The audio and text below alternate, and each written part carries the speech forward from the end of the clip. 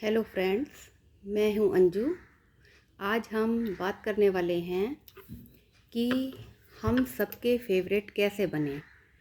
कई लोग बोलते हैं मेरे को कि दीदी हम सबका ध्यान रखते हैं, घर में भी और रिलेटिव से भी, लेकिन फिर भी मतलब बुराई मिल जाती है कि नहीं। तो वो क्यों? क्योंकि हम स्ट्रेट फॉरवर्ड बोल देते हैं कई बार वर्क प्रेशर के चक्कर में या कुछ भी कह लो। लेकिन आजकल मैं ऐसा समझती हूँ कि किसी को भी स्ट्रेट फॉरवर्ड बातें पसंद नहीं होती। सबको यही चाहिए कि किसी को बुरा ना लगे, ऐसी बात कोई ना कहे, चाहे वो सही हो, बात सही है, लेकिन अगर हम स्ट्रेट फॉरवर्ड बोल देंगे। जैसे कि मैं आपको एक एग्जांपल से बताती हूँ कि कोई हस्बैंड है या कोई वाइफ़ है, वो अपने हस्बैंड या वाइफ़ को अगर उसने कुछ क्वेश्चन पूछा है कि भाई मैं ये कैसी लग रही हूँ या क्या, तो हमें स्ट्रेट फॉरवर्ड नहीं बोलना चाहिए कि नहीं नहीं ये तुम अच्छी नहीं लग रही हो, बिल्कुल बेकार लग रही हो। तो थोड़ा सा, चाहे हमारे घर के ही मेंबर हैं, लेकिन हमें फिर भी उनकी रिस्पेक्ट करते हुए, उनका ध्यान रखते हुए ऐसे वर्ड्स नहीं बोलने चाहिए जो उनको हर्ट कर जाएं।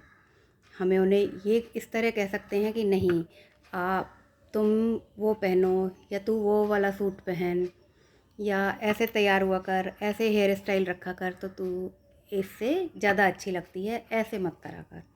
तो क्या है, हमने अपनी बात भी कह दी, हमारी बात भी रखी गई और दूसरे को बुरा भी नहीं लग रहा। जब दूसरे को बुरा लगता है तो हमें भी बुरा लगता है कि अरे यार, हमें नहीं कहनी चाहिए थी ये बात।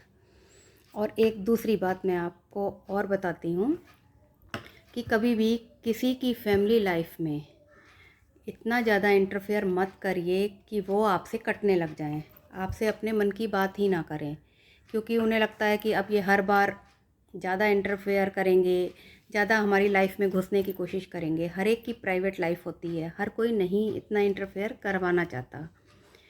यह है कि आप बोलिए, मिलिए, अच्छी बात करिए, क्योंकि आजकल हर कोई थोड़ी बीमारी हर एक को है। किसी का बीपी बढ़ रहा है, कुछ है, तो कई बार हम लोग ऐसी बातें कर लेते हैं सेंसिटिव कि चाहे हम कंसर्न की वजह से ही करते हैं, ले हमारे मन में कुछ नहीं होता, हम सिर्फ उनका भला ही चाहते हैं, लेकिन वो दूसरे को पिंच हो जाती हैं कि भाई इतना इंटरफेयर क्यों कर रहे हो, हमारी बेटी है, हम उसकी शादी के बारे में खुद सोच लेंगे, या हमारा बेटा है, उसकी जॉब लग जाएगी ना, तुमको क्यों चिंता हो रही है।